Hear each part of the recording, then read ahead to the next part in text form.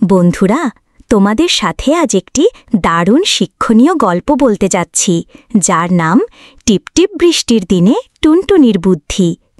তোমরা এই গল্পে জানবে ছোটরা সবসময় ছোট নয়, তাদের মন, সাহস আর বুদ্ধিতে লুকিয়ে থাকে অনেক কিছু। যারা মন দিয়ে কাজ করে, যারা অন্যকে সাহায্য করতে ভালোবাসে, তারা একদিন ঠিকই সবাইকে অবাক করে দেয়। আজকে তোমাদের শোনাবো এমনই দুই বন্ধুর গল্প, যারা প্রমাণ করেছে বন্ধুত্ব আর বুদ্ধি থাকলে পাহাড়ও নড়ে। চলো তাহলে গল্পটি শুরু করা যাক। এক শান্ত সুন্দর গ্রামে বাস করত টুনটুনি নামের এক ছোট্ট পাখি। টুনটুনি ছিল খুব বুদ্ধিমতী আর চঞ্চল। তার সবচেয়ে ভালো বন্ধু ছিল লালু নামের এক দুষ্টু খরগোশ।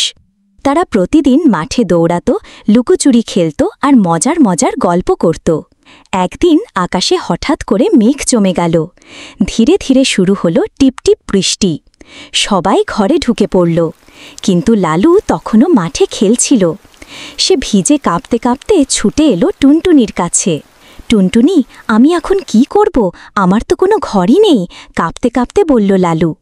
টুনটুনি একটুও দেরি না করে বলল, ভয় পাস না বন্ধু, আমরা একসাথে তোমার জন্য একটা ছোট্ট ঘর বানাবো। বৃষ্টি থামার পর দুজনে মিলে কাজ শুরু করল। টুনটুনি কাঠ আর লতাপাতা খুঁজে আনল, আর লালু মাটি দিয়ে দেয়াল বানালো। তারা মিলে পালকে মোড়া এক মোলায়েম বিছানা বানালো।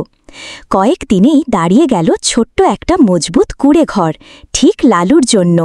কয়েকদিন পর রাতভর চলল ঝড় বাদল। অনেকের ঘর ভেঙে গেল, কিন্তু লালুর ঘর টিকল মজবুতভাবে।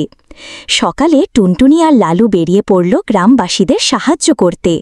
তারা খাবার দিল, পাতা দিয়ে অস্থায়ী ছাউনি করল আর সবার পাশে দাঁড়াল। সবাই বিস্মিত হয়ে বলল, ওরা তো ছোট, কিন্তু মনটা অনেক বড়।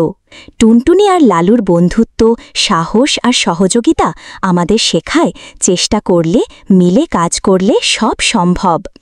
তোমার আশেপাশে কেউ সমস্যায় থাকলে তুমি কি সাহায্য করবে? মনে রেখো, তোমার ছোট একটি কাজও কারো জীবনে বড় একটা পরিবর্তন এনে দিতে পারে। আজকের মতো বিদায় নিচ্ছি, কথা হবে পরের গল্পে। আর অবশ্যই গল্পটি কেমন লাগলো কমেন্টে জানাতে ভুলবে না। টাটা।